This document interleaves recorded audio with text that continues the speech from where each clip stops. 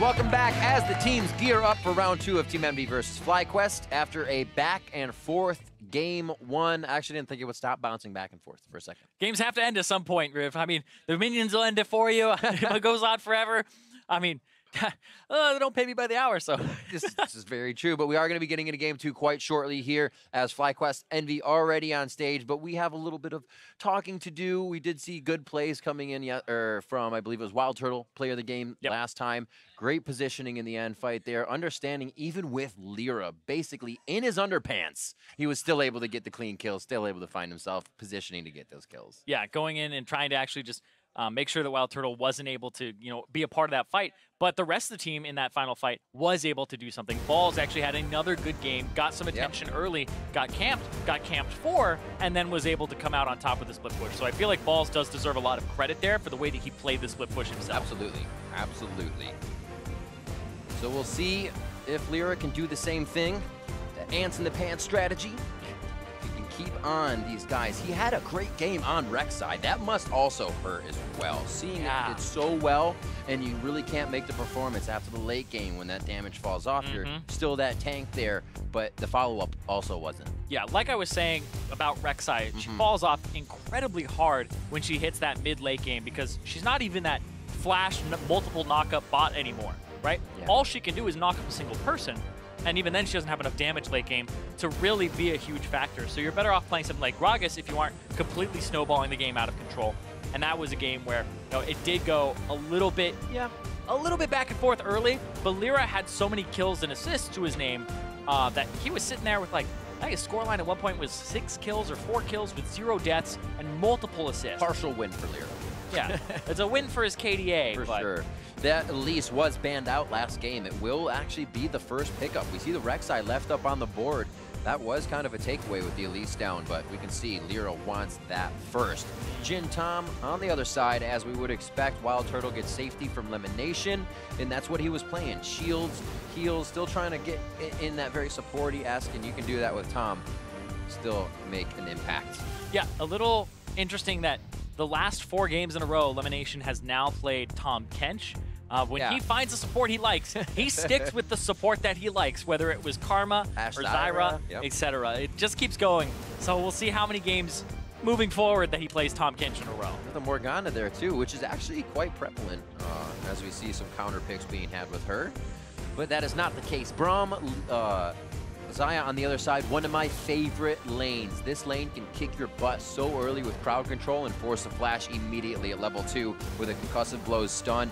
She pulls the arrows or the feathers back, and there's no chance. No chance. Yeah, it's a great CC lane. Unless you have Tom. Yeah, it's a great CC lane, and then you have a way to block for the Jhin, block a lot of his damage. Yeah. FlyQuest, all right, I guess they'll take the Rek'Sai here to go up against the Elise. You see that being a Rengar last game. Not this time. Yeah, with the Rek'Sai on the table, gonna go for that early pressure. And then Renekton ban comes through, as well as Fiora ban. So a lot of top lane bans here, including the Kennen that Team Envy banned away, and the Rumble from Balls. So Balls has now pulled 3 bans, including a Fiora. Feels good, man. Also still plays quite a bit in that top lane. Yeah. And I mean, last split, there was a lot of criticism about Balls. I mean, I feel like this happens every other split for Balls. It's like, the guy's great, the guy's not good, the guy's great, the guy's not good. He's the best performing member on his team right now in terms of consistency. And we'll see what happens here. I do think the Shen is a pretty good pickup here for the team, where he can once again have a 1-3-1 pattern, but it's not a winning matchup up against something like a Kled that would be picked for Seraph afterwards. He can even play his signature Jace into it and have an okay time. I like that. Sure. Play Shen. Do you see him, sir? Yeah, sure. I mean, nobody goes, give me Shen, man. That's my favorite champion. Well, let's go. That's what I always remember with Balls way back when. One of the first studios we had when we interviewed him, the team was kind of like, well, there's times when he kind of loves Shen, and there's kind of times when he doesn't like Shen. Here, yeah, sure. We're gonna do it. We're gonna throw it in. Ooh, I like this. The Jarvan for Envy, possibly an Orianna blind pick to back it up here from Niski. It would be a new look for him since the Cassiopeia and Syndra are the 2 that we've seen. But I feel like every mid laner's got to play Orianna. I like that. I can get behind that. You should. But it's not Celia. All right. another mid laner, everyone should be able to play. Yeah, so effective. It's a little bit harder, of course. Yeah, you don't see the damage right away. You need to set your things up, be patient, and we'll see if Niski can do that. Same kind of thing with Cassiopeia, very aggressive, but also can play well if you can absorb a fight very well. We'll see what happens here with these picks. We have a Malzahar hovering on the side of FlyQuest. They are looking for what would be a mid laner. Yep. And they're gonna lock that in. High played Malzahar yesterday, and it was not very effective. Ended up getting a little bit destroyed by the counter pick of the Zillion, but this time no counter pick available and is able to kind of play it in whatever matchup he wants. We'll see if he runs the teleport again, which he did previously. Yeah. But he wasn't able to get a lot of picks, and in this composition, he could get some picks on Niski. Not in love with it, but I feel like this FlyQuest composition is really just built for picking. No, it is, and that's the scary thing is Hakuo looks at you, you're trying to stand still and get somebody, Glacial Fishered out of that, right? You get a wall put in front of you by Niski, Featherstorm out coming from Apollo. There's a lot of things that deny those picks that want to happen. It's all kind of relying on FlyQuest being ahead. Yeah, and FlyQuest, they'll have some of that pick potential, some engage as well, but then Envy on the other side, what feels like happened is Envy said, last game, we had too little engage. So they went with Jarvan, they went with having the Braum, and now pretty much every single person on this team has a way to pick somebody off for Envy or start a fight. And last game, they were really lacking in that and had too much focus on the split push and not enough on starting a team fight or diving, and they have that remedied here. Hashtag Envy win, hashtag Fly win as we head into game. A bit of a switch up in the compositions for both teams. High actually getting that Corki out last game had a huge impact. We'll see if he carries that confidence here into game 2 as we're about to be on the rift for Envy versus FlyQuest. FlyQuest finally getting their first win after 5 games in a row of losing. Whereas Envy, they're sitting at 3-4 match record. They want to bring this back so they can be at that 500 mark, stop their slide in the standings.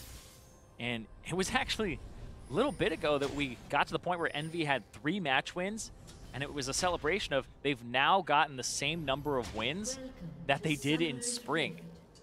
And if Envy win here, ready to surpass that. They've shown that they have surpassed that. That they're no longer in that 10th place team position, that the upgrade in the mid lane that they've been bringing over, as well as the change in coaching staff over to Violet, has really helped with their problems. And we talked about some of their problems of sieging. The Taliyah was something that Pyrian played and helped them siege turrets. Now with Niski on it, we'll see if it's the same thing. Being able to control much more of the macro game, that helping as well. As we talked about Hakuo's warding percentages, top of that list for the team, definitely helps to control early game objectives and find themselves a way to shut down teams. We know Team Envy will be a great early game team. Let's see if they can play that out once again here with the help of Lyra. Pretty orthodox starts all around. They have relic stacks in the bots for Lemon and Hakuo, so they'll be getting intertwined in the minion waves and in a little bit of trouble early game. Yep. We'll see if that Xayah Braum lane actually comes up as big as it could.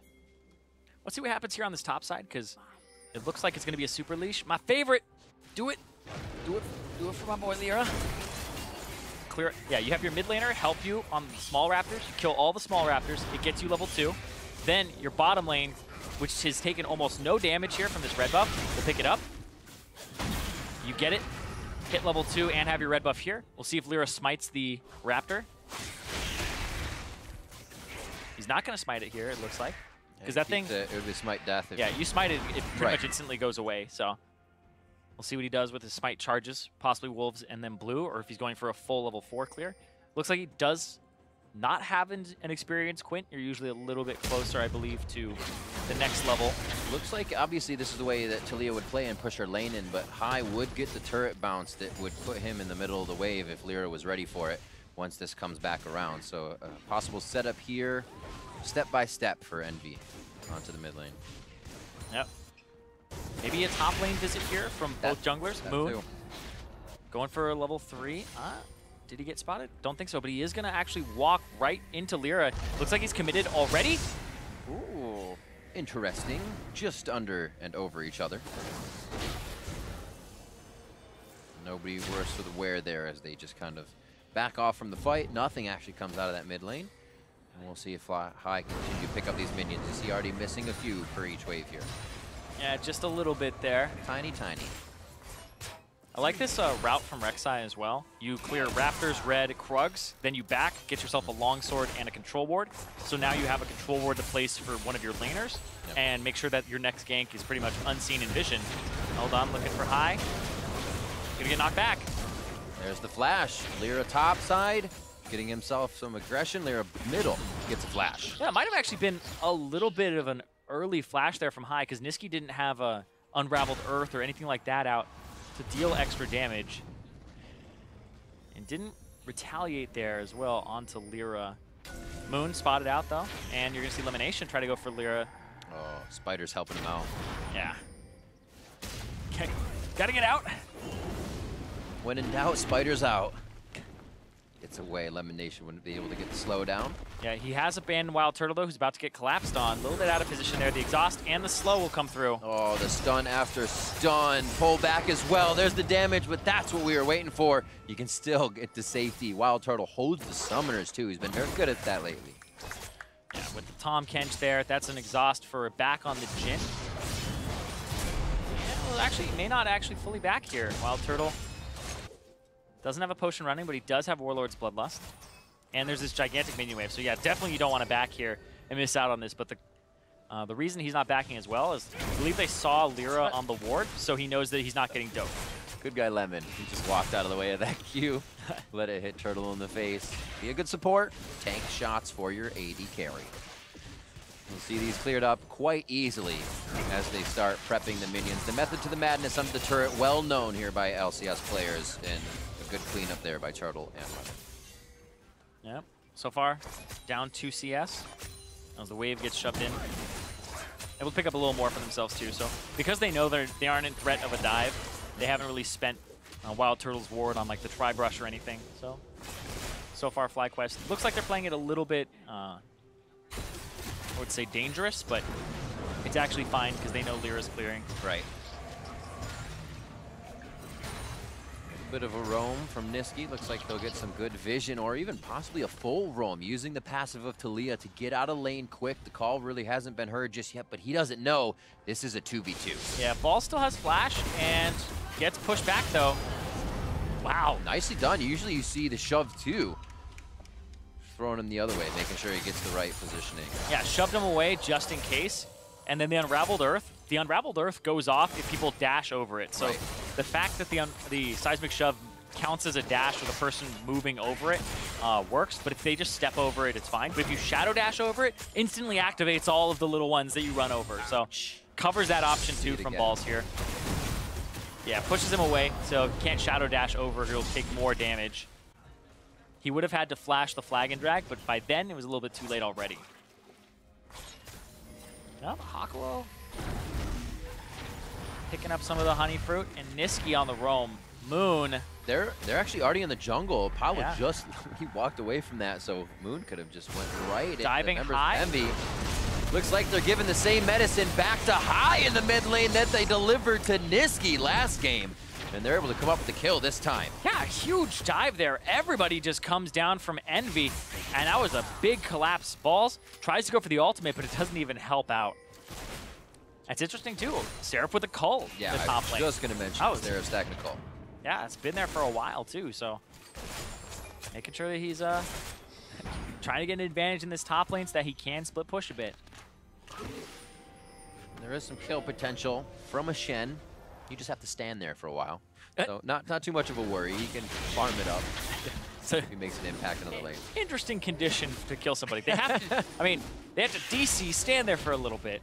But yeah, you're right. The Shen does get to a point where if he gets Titanic Hydra, he can go a little bit even with the Jarvan in the lane. But the Jarvan skirmish potential and like the duel potential is very high because of the fact that he has some armor reduction with the Dragon Strike and the pass-through Q. You always have to be a little bit careful when dealing with him. Niski, you can almost see his positioning here of where he wants to play his unraveled, or worked ground, I should say, where he can get some passive movement speed. Good pressure onto Moon to make sure he's not assisting high. He's not assisting other lanes. I mean, Niski was just here to try to make that top lane play happen. They got a kill out of. and they're basically living behind this red. So anything to the top side where they were helping Balls last game is just not happening. Yeah, it's not really the split push in the top side though, so it's just a little bit of a different strategy here from game to game because of what champions you have. It's more of a focus on high here. And against FlyQuest, I don't think it's actually a bad strategy to focus high because of the fact that they do have that high moon synergy and you have to watch out for that. But when high gets behind, there's a noticeable difference in the team's shot calling because he likes to split push. He likes to go off into a side lane and try to get turrets for his team. But when he's so far behind, and even on champion like Malzahar, you see the difference where he's not taking the turret like a Trinity Force Corki or anything like that. It's a Malzahar trying to take it, and it definitely changes what you see out of FlyQuest. I think Balls actually loses this. Uses the Shadow Dash to get in. I'm going to go with the same story on that one. Pages finish out as we expect. Oh, and Balls has no information on who's up here. So he backs up very, very far. And that just means that they have no idea. Interesting. Yeah, he gave the first bit of that wave a lot of respect. Understanding that the dive would have happened, he moves back, but that's what they wanted. The dominoes are falling in place. And it looks like they're going to be ready for this gank. He just sees it and starts to back off. Yep. A little too empty in the mid lane. Yeah, Niski as well backing up. So yeah, give up this first turret. And now it's the inverse of what happened in the previous game. Better matchup for Seraph in the top lane. And he gets that turret with the help of the Tiamat and the shove. And Balls tried to trade back with him when he still had spent a decent amount of gold. And that goes that first turret to Lyra and Seraph. First turret down of the game. Would also like to welcome NALCS1 viewers here to they beat us again. FlyQuest. Victory for NALCS1. But here we're looking for Envy to find victory to bring us to a game 3. FlyQuest looking to close it out with one victory here. And a recap of game 1. Lyra went off on the wreck side, but it just didn't end up being enough overall. Having a good start here as well. Envy's able to use that and capitalize. Yeah, Niski also had a good performance in the first game, but really was FlyQuest's macro. And it was a neck-and-neck game, 50-ish minutes. And now this one already a pretty big lead early on for Envy. So looking to strike back. There's that Mountain Drake. Oh, he tagged him. Yeah, so many Qs. Underestimating the range of the shove and Unraveled Earth there. Fly takes quite a bit, and he is kept at his turret. Niski using all unworked ground to make sure he could just continuously 5-volley these waves. Yeah, threaded volleys just coming through over and over again. The cooldown on that ability is so low once you have it at max rank. 2.85 seconds, and that starts when you start the cast. So by the time it's finished, you can almost do it again. It's a lot of rocks. It is. A very large amount of rocks. I don't know where she keeps them. In the ground. She pulls them out of the ground. There's rocks all around us. Picks them up real quick. Now look for another dive. Rift was cleaner than that. Pushing down towards mid here. Still, the minion waves have just not left High's turret. They're not able to get these dives down this time. Yeah, but you can see Seraph on the top side is ready, positioning himself for a dive just in case.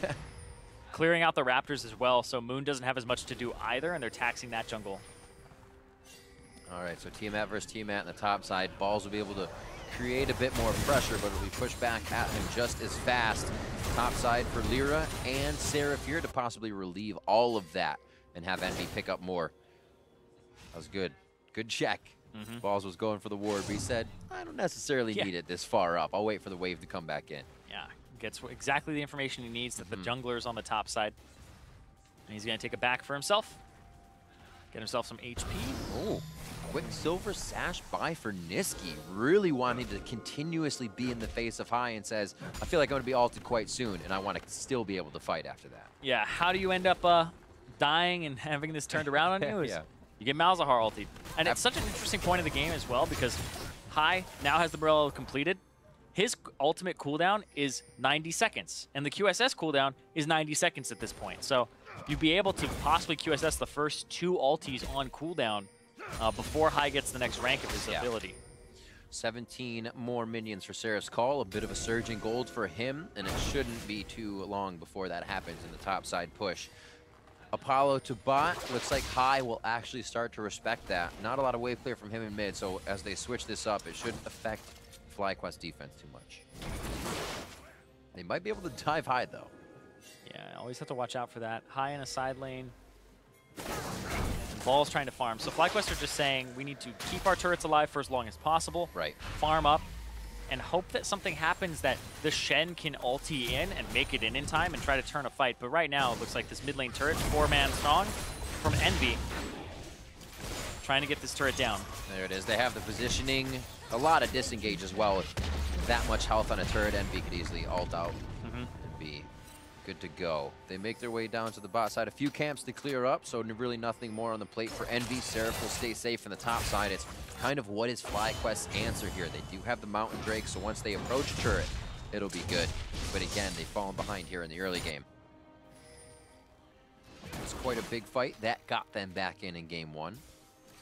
Yeah, and we're already looking at a 5,000 gold lead, 14 minutes in the game for Envy. Yeah. So far, they've been killing it in terms of CS and also in those kills in turrets. So already off to a really good start for them. Keeping it level. Get a kill, get a turret. Making sure everything is orchestrated perfectly. A lot of roaming into the jungle here as Envy starts to cut off what would be the cavalry of FlyQuest. You saw Lemon Nation already made it through. That may be enough members. It just looks like Envy is in here for a little bit of a resource steal. Went over to High? Almost. High does get his blue. Yeah. Almost level 11 as well. Wants to shove out that bottom side of the map. So if he didn't get that blue, it could have been pretty bad for him, but does have it. Doesn't have boots, though, so he can actually get run down by this Talia if he ends up in a bad spot. Because Talia has those tier 2 boots. There's the...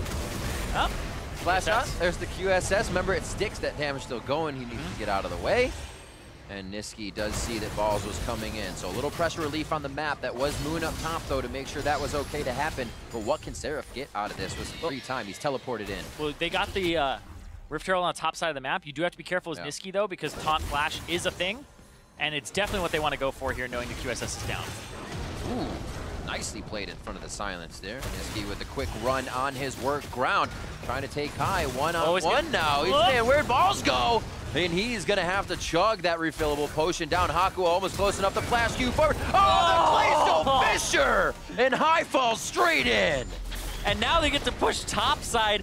The map is just collapsing for FlyQuest. They lose their mid laner there to the support getting a play. Hakuo coming up big. And look at, they still have this Rift Herald to use turret torpedo on an inner turret. Not something you usually see. Yeah, I feel like this may have been better utilized in mid. Just because this turret actually I don't disagree. Has more attention on it here. And also that hit from a full health Rift Herald would have been a few more shots from where Apollo actually is. Outer turrets are down, and we know how good Envy works those early game leads. They would have vision in the jungle immediately. We'll see what happens, because I say I would have liked it mid a little bit more, but it's the whole idea of it's harder to get those inhibitor turrets. But this from Niski was so well played. He popped the Ghost, and Haya doesn't even have tier 1 boots. And then Haku with the flash forward pinched him against the wall as well. I like that he threw out the voids. He's like, oh, the Q will get hit by the voidlings. Yep. Oh, Glacial Fisher goes Not through looking that. for the Q. The ultimate was worth. Presents were delivered. So Hakuo now able to move forward. You can see a little scary on his solo mission, but Envy feels like they have that breathing room here to get those wards forward. And why not? If Apollo can keep farming and everybody else can do these things while Hakuo gets those wards in, busts those stats up, why not? And Niski so far, good decisions this game and good play so far. Like, going that hard? Yeah, his seismic shot, his 100% kill participation, and also the fact that he purchased the QSS when he did. A lot of people would have just completed the Morellonomicon. He would have been able to very easily to just full buy that item, but goes for the QSS, saying that the only way that they get back into this game is if they pick me. That's exactly what they tried to do. High used the Ghost, used the ultimate, and then Balls also used his to try and get in. Flash as well. High flashed immediately before ult to make sure Balls was in range for a taunt. So that's down for High to have initiation as well. And that's the scary thing too, is High, and it seems like they didn't check the inventory of Niski for a while. Yeah. Because that was a play that he's dead if he doesn't have QSS. If he doesn't have QSS, 100% dead. I definitely wouldn't expect it this early. Look for Balls. But the inventory is viewable by all people in the game, and so is that kill. Niski comes up with another one, 2-0-2, as he's participated in everything. Yeah, Niski so far with the roams. And this might be what Envy needs when he's having good games like this. And on a champion like Taliyah that affects the side waves instead of, and roams well, instead of the Cassiopeia that he had previously, did struggle a bit with that, converting his leads. Because he's getting leads, it's just converting that to the rest of the team and playing around the team seems to be the issue here so far. It's a very good point. We talked about kind of how much of those resources were funneled into him for each play. Seems to be a bit more tempered here. That's going to be Xayah getting hit up. Featherstorm not able to come out just quick enough.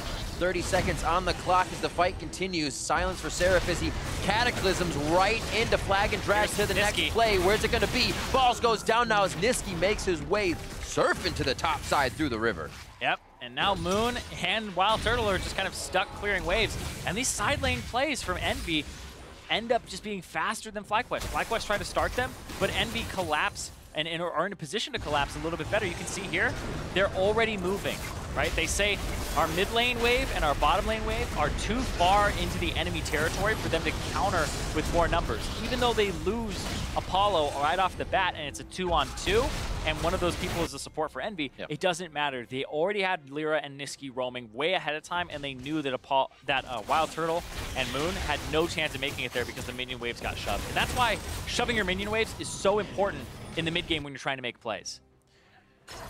Looking at Baron coming up in 29 seconds kind of shocked me a little bit where we are here. 19.5 minutes into the game. It feels like we're almost farther through with the way the engagements are happening on second tier turrets. Rift Herald being used on an inhibitor turret here much earlier than that. So the stride in favor of Envy here, but can they keep their momentum? They had not this big of a lead last time, but Lyra himself had quite a lead and they weren't able to control it. Right now, they haven't given Fly a way back in. They've been staying away from these picks that they can create. Envy has it. And it's mostly picks, right? It's not just a big team fight or anything like that. FlyQuest are a lot of single target damage here with all of their champions. But Envy are playing around that and kind of splitting the map and do have some better one-on-ones, right? Nisqy is playing the Taliyah with the QSS, so he can't be really destroyed by high. And then in the top lane, Seraph already has an advantage for himself, both in CS and just in raw gold. And while it probably has a pretty good champion pool, right? Fnatic Academy coming over, wouldn't be a mid laner in a pretty good team if you didn't. The Taliyah wasn't really there for what he was playing lately. We saw that Syndra, we saw the Cassio, and then he continues to feel comfortable on new champions here on the LCS stage. Doing very well for himself. 214 to 169 in that CS as well. Oh man, that's a big gold lead for Envy. They used to be the kings of gold lead. They had at 15 and 20, they were like #2 for a good bit there back in week 3 and 2. But this game's gonna put them back up just a bit. 8,000 gold at 20 is a huge lead. We'll see how they use it effectively. Mid turret goes down. Bot lane's not getting pushed right now. It's kind of a party in the mid lane with Sarah's teleport being down. But with that turret hit, they have a little bit easier of a movement through the jungle. Wards live a little bit longer as they push them up. Yeah, and this point of the game, it's that control, that vision control. Right now, it's all Baron, all Envy right now. 4 control wards around that area that I can see. Everybody is just making sure that these wards are protected as others back. So Apollo's kind of half bluffing here because Nisqy is back, Hakuo is back, and High, look at that, Lyra flashing away, trying to not get ultied. Oh, he pulled off. Oh, the wall coming in. Nisqy says, let's do this, but wasn't the right call. Nisqy throwing himself in for the engage as he has been strong, but a true shot from Turtle drops him with the curtain call. Deadly Flourish just missing the tail end of Apollo, which would have locked him up. And bot lane pulls off Seraph as well, so he can't really help there. An interesting engage where Envy got a little ahead of himself. Yeah, that was Lyra pushing a side wave, trying to manage the waves before they look at possibly doing a Baron there. But Nisqy and Hakuo, like I said, were back, and Apollo was bluffing, but so was Lyra. Lyra was saying, we're clearing this minion wave because we can, and FlyQuest were like, no, you can't. High Ghost tries to actually get the engage, and Balls did get interrupted on his Stand United. If he had come through, it would have been a kill onto Lyra, but look at this, TP comes through from Balls. There's the root. Great Glacial Fissure stopping Ball's taunt on the way through. Nobody's on the concussive blows though. And they almost get back onto him. He just stands beside Seraph to get the safety. Lyra shows that he's bot side, but they also see that he is low. Map priority is just kind of dwindling here for Envy as Fly pushes down mid. Oh, high flash forward. Wasn't really in range there for the Nether Grasp either. Seraph backs, doesn't have teleport for 15 more seconds, and Infernal Drake is on the table now. It should be all right. That's High's flash actually just coming back up from his engage on Niski in the bot lane. Yeah, FlyQuest should be able to get this, and they can look to fight because there isn't a Jarvan. Lyra does not get the repel, taunted by balls, devoured up by Lemon. They're gonna have another taunt as he comes out. Hakuo low on the top side, just tries to slow to get himself to safety. One last shot from Turtle, but the Azok slows the attack speed and it's not gonna be there. It's gonna be a kill going over onto High now. Envy starts to turn the fight, but there's some damage coming back from Turtle's last shot. As he reloads, they're still heading for Solace on the fountain, and Seraph, close to dying, just beats in enough, but Lemon Nation coming up once again. Pick after pick, this Tom Kench has saved the hide of FlyQuest members. Yeah, everybody flashing HP bars there for FlyQuest. They almost lose 3 more, and that at the beginning, they got the Infernal Drake, which is exactly what they want, but then they got a pick pretty early on in this fight. The root comes through, falls, taunts, but he goes over a lot of that Unraveled Earth, so he eats a ton of damage. They turn on to Moon, who then gets out. And then Wild Turtle flashes to go after Hakuo, but he doesn't get the kill because of exhaust. So Hakuo stays alive here, which is important because he comes back in here. And then he keeps trying to get more. Ah, they almost get it. So Wild Turtle doesn't get the kill, doesn't have any mana here, and Elimination just barely doesn't get rooted himself, so he's right on the outskirts. Woo! Yeah, playing with fire there. Wild Turtle with the flash forward, almost got the kill, but he got an exhaust in exchange for it. And then he immediately turned back to his team saying, all right, he's messed up before, I think even back yesterday, where Wild Turtle chased kills when where the rest of the team fight was going on. Doesn't have to chase the support there. Team Ninja coming in for Envy. These are no longer sashes, they're headbands. Around the head, 3 quick silver sashes to try and deny High or any of these picks from coming through. Lyra low, repels up. Hakuo's the only one. What's the focus? Trying to get back onto Niski. High goes on to Seraph, and Seraph jumps onto him with the newly finished QSS, and they're gonna start to wipe down FlyQuest over at the Baron. Objective going over to Envy. Yeah, 4 members drop from FlyQuest. That's gonna be an easy Baron for Envy, and Envy up 11K gold. The QSS is, those things are usually attacks on your team, but when it's a mid lane Malzahar, you just go ahead and pick that thing up. High, look, watch High here. He almost does nothing here. He's skirting around, looking for somebody to ulti.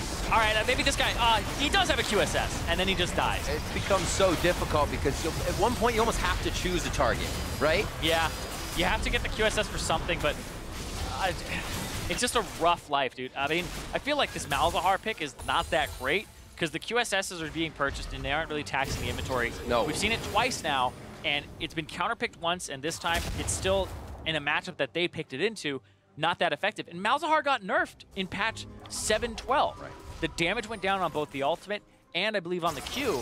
So it's definitely not as hard hitting as it was even just in 7.11, and people weren't playing it then.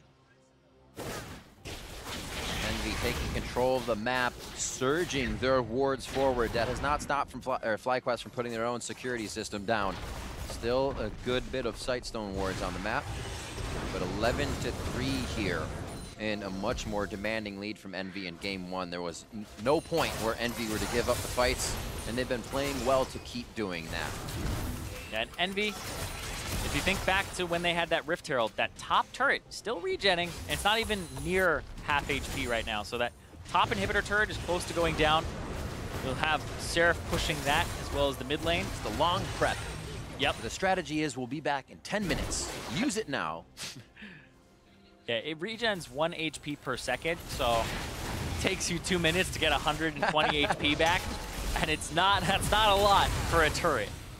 Especially when you have the full health Rift Herald in its first shot. Uh-huh. Hakuo nicely playing the side here. Envy is now able to get uncontested outside turret. That's the final one to go down anyways. Under 30 minutes, Envy trying to look at each door, each front door to the base of FlyQuest. Yeah, and this is one of the ways that Malzahar isn't also that great of a pick is when the enemy team has the Baron, you don't have that same wave clear. The wave clear is usually pretty good to bounce, but now you have to go reach those caster minions, throw on your Malefic Visions there. This is just kind of a zoning ultimate. Aqua doesn't have a QSS. No, he block it. Flash actually has to stand beside. Can still jump to his team. 2 lockets as well if a lot of this pick damage does start to come through. So FlyQuest is probably going to be looking at guys running away with a lot of HP, even with a good engage. Yeah. It's going to be tough. And even if High gets an ulti on somebody who doesn't have a QSS, there's double lockets on the team for Hakuo and Lyra.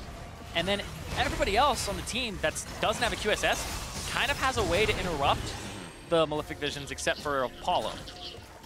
So, I don't know. Feels bad, man, to be in Malzahar. Still questioning the pick, but we'll see. A few things swapped around in picks and bans on this one. It was Lyra playing very good on Rek'Sai that time, but the moment Elise is left up, he says, I take Elise. Let's go. Continuing that pressure for Niski, continuing that pressure for Seraph in the top lane. And he seemed to have provided a lot of advantage on both of those champions throughout this game.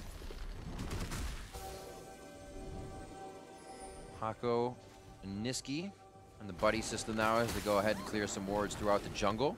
And this is where Lyra and Niski were living for the majority of the early part of the game, making sure balls had to be pushed off turret, was always losing a few underneath, 313 to 222 at that top lane currently due to all of that and what the result of the early game was as we reach now just about 30 minutes in the game.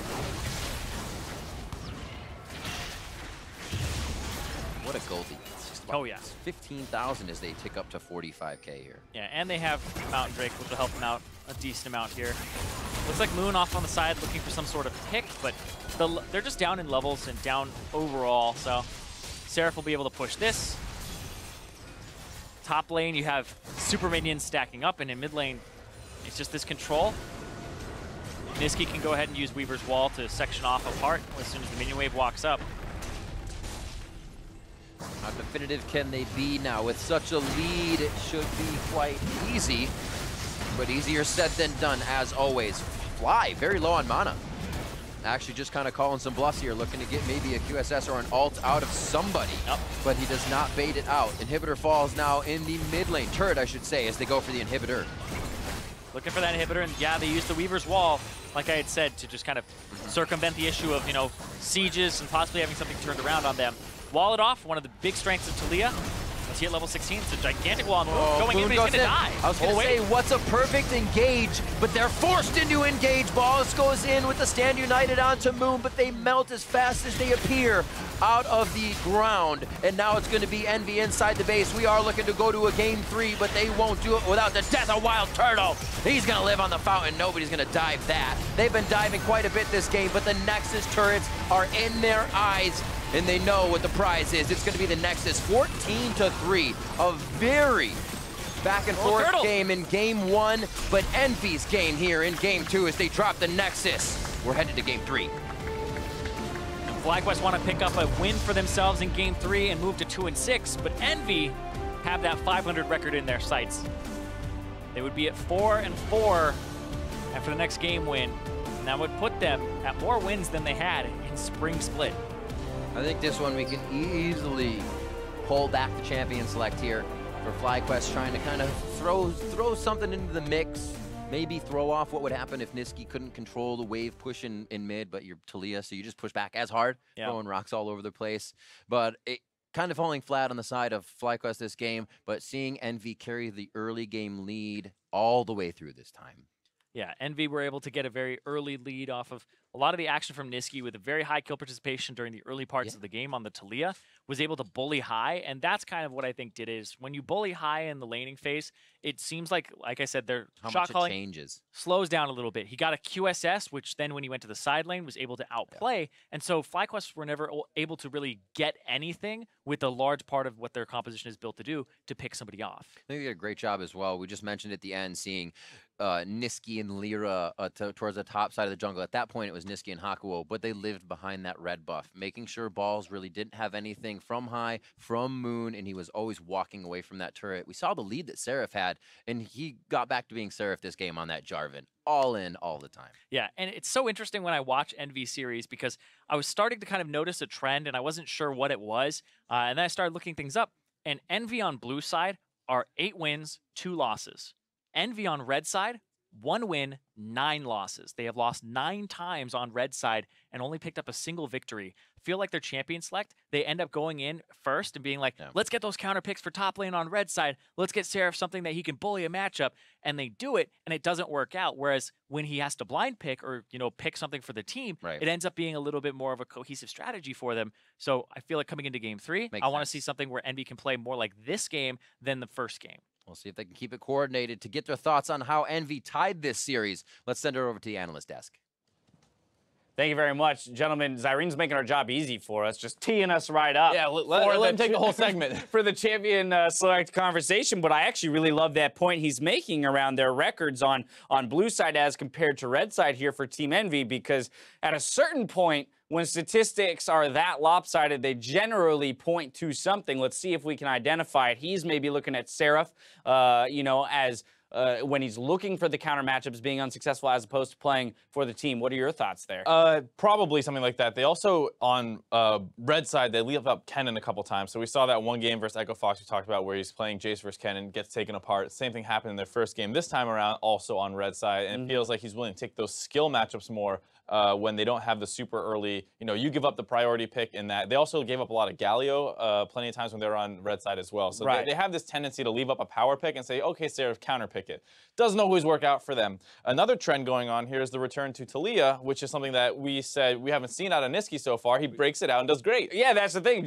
At the conclusion of game 1, we were talking about, well, something that Pyrion did bring to the team was the ability to move to other lanes with an advantage, or at least help Lyra when he makes those visitations to the side lane. This time around, First Blood is as a result of a Niski roam to the top side with that Talia, and that's where we've seen Envy be most successful, is when they can give Seraph that help to kind of get off the ground. And the thing about Jarvan, too, is while he's a tanky initiating playmaker, he's not a super skill-based matchup where you need to be spacing your autos correctly all the time and making sure you don't take chunk, else you'll be forced out of lane, these kinds of situations. It can still has a go button, you can EQ in, you can make a lot of plays, but if you bring a Talia up or an Elise or something, and there were multiple roams to him over the course of this game, not just that one, he's fine at starting those dives off, and then he can transition more to of a frontliner in team fights versus trying to play backline.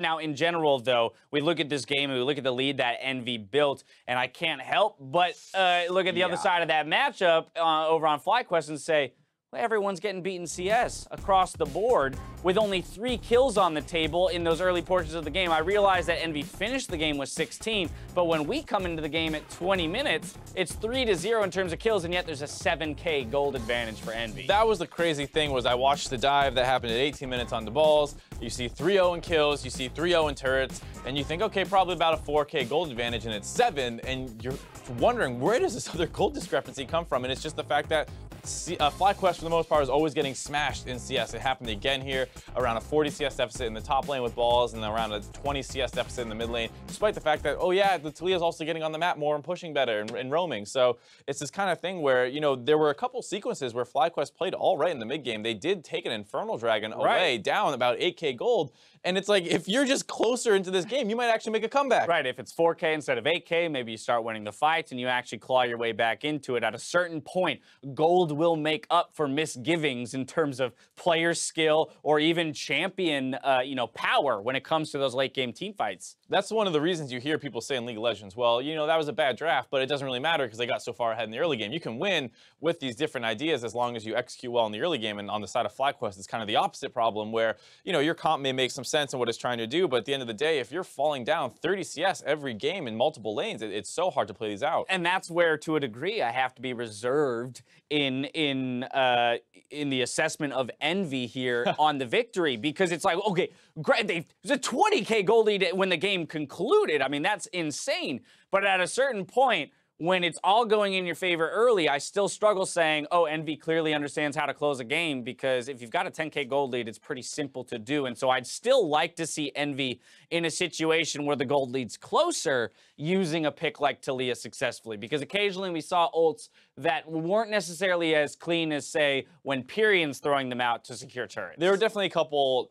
like misangled ults coming out of Niski at the end of the game there. And like you said, a lot of this stuff was kind of on the back of FlyQuest. The fight that actually got them Baron was this kind of situation where suddenly High's in the middle of the river and Shen ult's coming on top of him, and Lemonation's coming in with Tom Kenshin. It's just this weird situation that is easily won by Envy, and then they get a Baron off the back of it and they go and push with their massive lead. It wasn't quite this, let's get vision control, let's force them to walk in, now we've walled them out and we're engaging. But what we can say is that we asked to see more looks from Niski. We got that. The Talia comes in, they're successful with it. He had a solid performance. He'll pick up player of the game here, 4, 1, and 9 on that pick. So once again, already within his first weekend of play, showing relatively diverse champion pool, you know, both strategically as well as at the level to which he can play them comfortably and pretty competently in 1v1s. His ability to get his own leads, I think, is something that has been a little different between him and Pyrian, because this whole time we've been saying, oh yeah, he's playing these kind of greedier champions, and he gets leads, but he's kind of giving stuff up to do so. This time around, gets a big CS advantage on High, as well as gets up to the top lane and starts snowballing for Seraph, who can be a little bit of an erratic player. So a dominant victory for Envy here in Game 2. The teams are tied up, but only one squad can end their weekend with a win. Meet us back here after the break for the conclusion of our series between FlyQuest and Team Envy. This is a 2v2. Yeah, Ball still has flash and gets pushed back though. Wow. 30 seconds on the clock as the fight continues. Silence for Seraph as he cataclysms right into flag and drags to the next play. Where's it going to be? Balls goes down now as Niski makes his way. I'm finishing target. Okay, finish. Come turn, come turn. Okay. Elise. Up here, on your right, on your right. I'm catching Lexi. Baron.